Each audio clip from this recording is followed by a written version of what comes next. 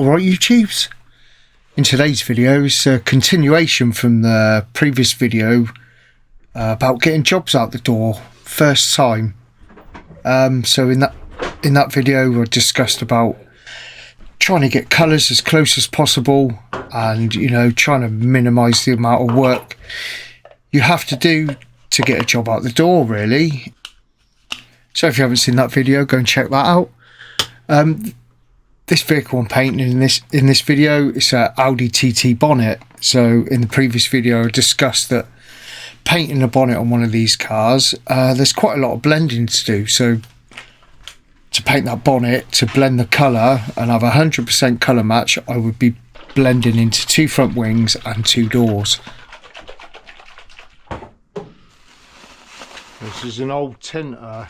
It's not a very common one, and I've got a new one. Any old ones, I filter them to go in there. So for a job like this, you know, so these scenarios pop up. It's an older vehicle, the guy's got a problem with his bonnet, and you're quoting him to paint 5 panels, and he's just got a problem with his bonnet. So it can be a real tricky situation sometimes, because you're going to overprice the job. The customer's not going to go for it. He's going to be disappointed. So it's about finding a balance and a happy medium. So we went edge to edge with the bonnet. You know, I've got the luxury of having a Spectro.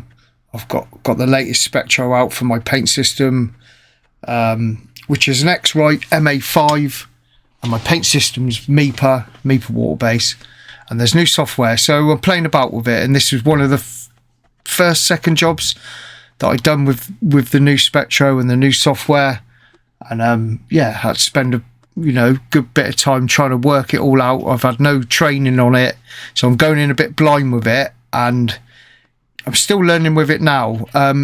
You know, even Mipa haven't got the full sort of training of this new Spectro and the software. So the people I buy my paint off, Paint Services in Cirencester, so shout out to Mark. We're all working together to find the best ways round to get inaccurate colour matches with it. So this colour was a bit of an oddball colour. I've never come across it before.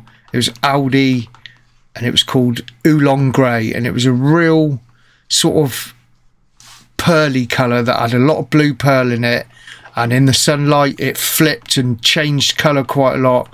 Blue pearl, quite a lot of gold fleck in it, and yeah, different light angles will show you different variations of it. So yeah, in that previous video I went through all the things that I've done to get to where I thought I needed to be with this colour, and colour come out okay. It was all right, to be fair. Used the corrective version that was on the system. They call it optimise. It optimised the version for me, and it was pretty decent colour match. So we're off in the booth now to start painting it, and another new product that I've just started using in that bottle is it's called Dust Control, and yeah, I'm finding it, well, whether it's just coincidence, I try my hardest all the time. I love to try and get the cleanest job possible. There's always going to be some nibs here and there, but I try and minimise it. I always polish all of my jobs.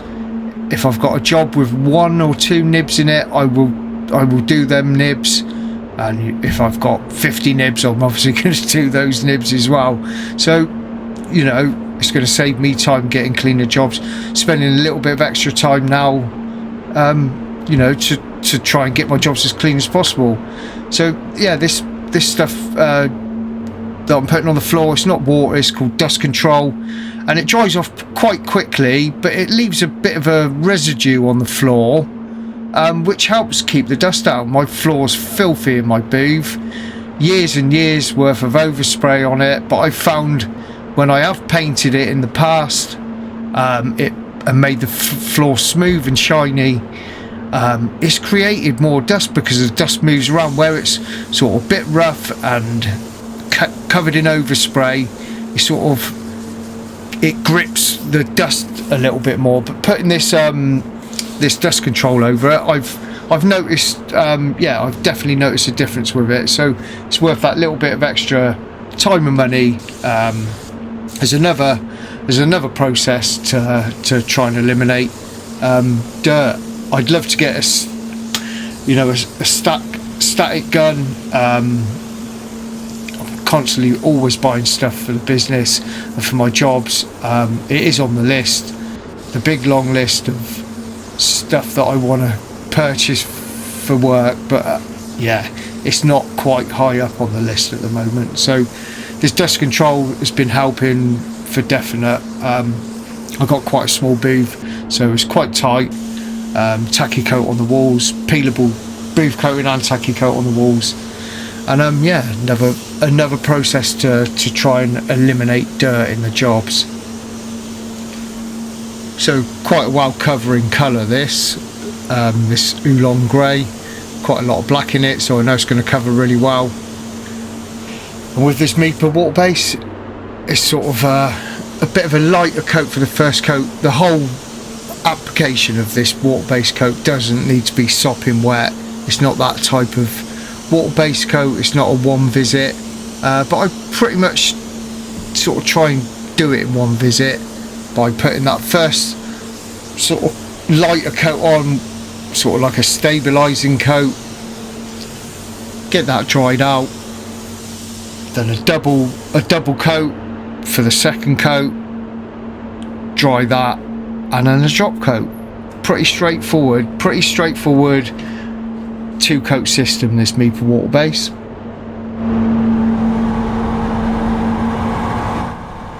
So the booth temperature is around 20, low 20s, about 22, 23, something like that. So it was a little while ago, this job. So it's, you know, it was in the warmer months, so I didn't really need the burner on. So I get that first coat on there, just put the burner on, get a little bit of heat coming through, and get that blow dryer on there. So I always use on the first coat, because I don't want to introduce loads of heat into the booth, especially in the warmer months, because it takes a while to get the heat out, and I'm burning gas, getting heat in, and then chucking it straight out just for drying one coat. So I use this A&I blower, and they're okay. It's a hybrid self-heating. I wouldn't say it was hot. There's 3 settings on it. So the hot setting, which they call the hot setting, is really for like small little areas, because it consumes a lot of air, but there's not a lot of air that comes out of it. It's obviously trying to generate heat out that air, so it's yeah, it's more for little concentrated areas, and it does work. It does make the air it's dragging in warmer on the output, but it's no good for a job, you know, a base coat job of this size. So I sort of put it on the medium setting, so it gives you a little bit more heat than the ambient temperature, and a little bit more airflow as well. So, you know, it's quite good for drying out one coat of base coat. It's not that great for, you know, if you had thicker layers, or, you know, the one visit type stuff. It wouldn't be great for that. It does consume a lot of air, but it does what it says. It does heat up the air a little bit. Don't ask me how it does it, but it does. So I use that for the first coat, just so I don't have to introduce, you know, too much heat into the booth, and then try and get that heat out for the second coat.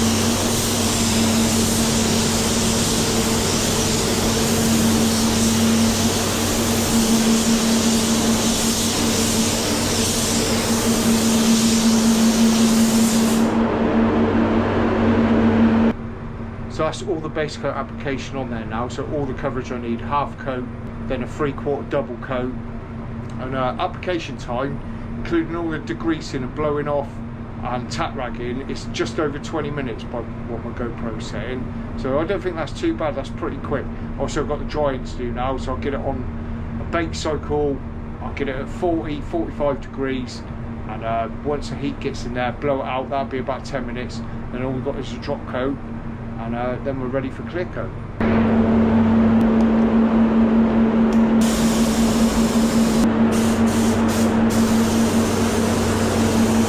So after drying that out, I use a Sata Air Dry 2 for this, for the heavier application, to dry that out. And like I said just then, I put it on a bake cycle to, you know, be economical with the gas and energy, and get it to around 45 degrees and get it all dried out.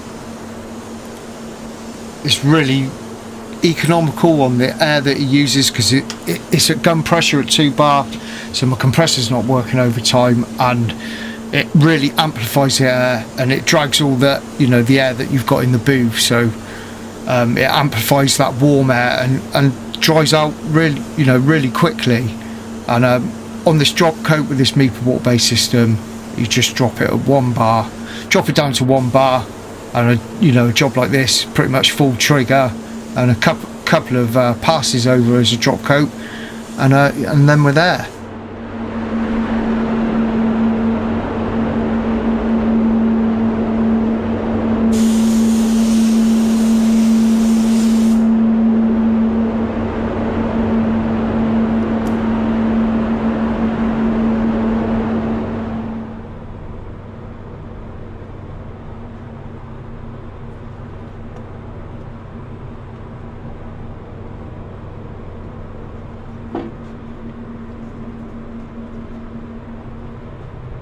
Clear coat I used on this job was Mipa CC9, and it's 2-to-1 with normal hardener. I use normal hardener most of the time, especially for bonnets and stuff. And then you got a choice, you know, from 0 thinners to 5% on the software. It's got a percentage bar, so you can choose the amount, and it will give you the exact amount to put in. And I normally go for about 4%. Go for about 4% thinner, seems a nice sweet spot for me. Sometimes clears, you know, with thinners in it, with a full amount of thinners in it, can get a little bit of, you know, a little bit of haze, a little bit of dye back. Yeah, it will flow a little bit better. I like it to have a, you know, a decent build on there. So yeah, I've played about with it. I've done it from 0 right up to 5, 1, 2, 3, 4, 5%. I've tried all of the ratios, and I find my favourite one to be 4%. It sounds a bit anal doing 4%, and yeah, some people just, you know, put it in as a sort of guesstimate with thinners and not that accurate with it. But I like to tweak it and play about with it, and have some parameters to work with, so I can manipulate it. And obviously loads of other factors come into play with the heat of the product, and the heat of the panel, and the heat of your environment. So try and keep on top of all that, and try and keep it consistent. Like I say, this was a little while ago, this job now. We're getting in, it's still quite mild but for this time of year, but we're getting into the colder months now. All my paint products are in that heated cabinet, but there is a chill in the air, and the tins are a bit colder, and I always fill the tins. So a lot of the clear and stuff now on the jobs, it's just having a little zap in the microwave just to get it up, and it makes such a difference. Warming up your clear, just easier to spray, just goes on nicer. You're not sort of fighting against it, you're not fighting to get a flow, and then you're overloading it. You find that when it's cold, it hasn't flowed out how you like it, you end up putting too much product on, or you over thin it. Yeah, it's never a nice look in my eyes. So highly recommend getting a microwave in your mixing room, or somewhere near your paint booth, or wherever you're painting from home, whatever. Get that clear coat to about 30 degrees, and it goes on a treat. Sits there, it's more stable at that temperature, and obviously you don't want your panel to be freezing cold neither. So yeah, definitely worth working at these types of elements to get decent consistent finishes, you know.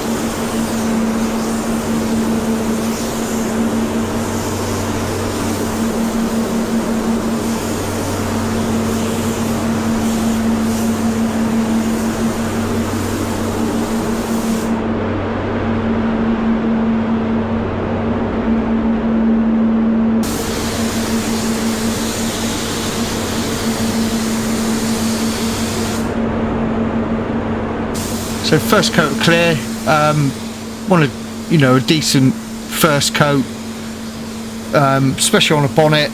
Want it definitely closed over, obviously not as heavy as the second coat, but yeah, you want it closed over. You want it to, you know, create a complete film over that base coat, and not have if it's not closed over, you can tell when the first coat's not closed over, because it just looks like tiny little micro wax holes everywhere, which means that it's not quite, the film hasn't quite met itself over the, you know, the bit of texture in the base coat. And if you've sort of got a job that's got a bit more drop coat on there as well, it may require a little bit more on that first coat, just to get it closed, get that first film of clear over there, get it closed over. That's pretty much what you don't, you know, that first coat sets you up. So I will change the way that a first coat goes on, depending on the vehicle really, and the finish I'm looking for. But yeah, ideally you want it closed over. This CC9, you don't need to leave it too long. It's about 3 to 5 minutes, and then straight on with the second one, full one. So I'd say the first coat's probably like a 3/4 coat, second one's a full one. And I'm a heavy painter, I like to put a good amount of clear on. This gun's a Satajet X RP with a 1.2i setup, so the control setup. And yeah, I'm really enjoying using it. It's a bit different to me. Regulars to my channel know that all I use is Sata, so apologies if I keep repeating myself, talking about the same guns all the time. But obviously, if you're new to the channel, you haven't seen any of my other videos, I've been using Sata for my whole career, and yeah, I'm quite used to the O pattern on a Sata. That's like the traditional pattern. So this I pattern, it's a bit more control, bit less product than that. So where I'm a heavy painter, it's I'm not overloading like I sometimes do, and I'm really happy with the results I'm getting from it. It's putting some nice finishes down for me. So yeah, really pleased with it.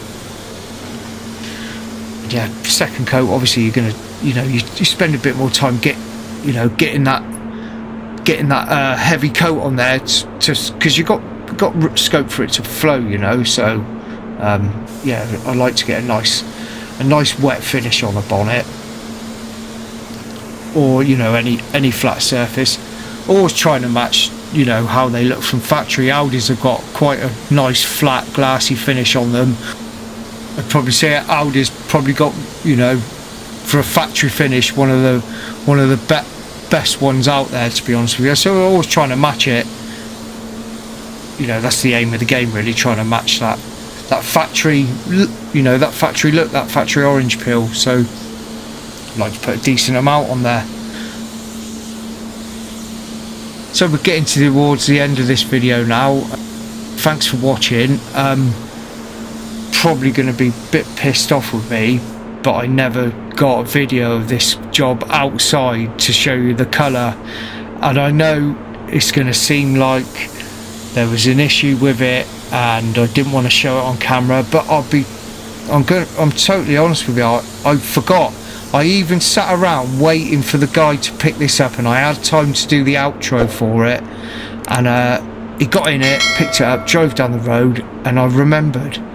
So apologies for that, but I'm not hiding nothing, honestly. And I was kicking myself, to be honest with you, because the whole point of this video was trying to get colours right edge to edge, and I never got it outside to show you. Thanks for watching, really appreciate it, and we'll see you again soon. Look after yourselves.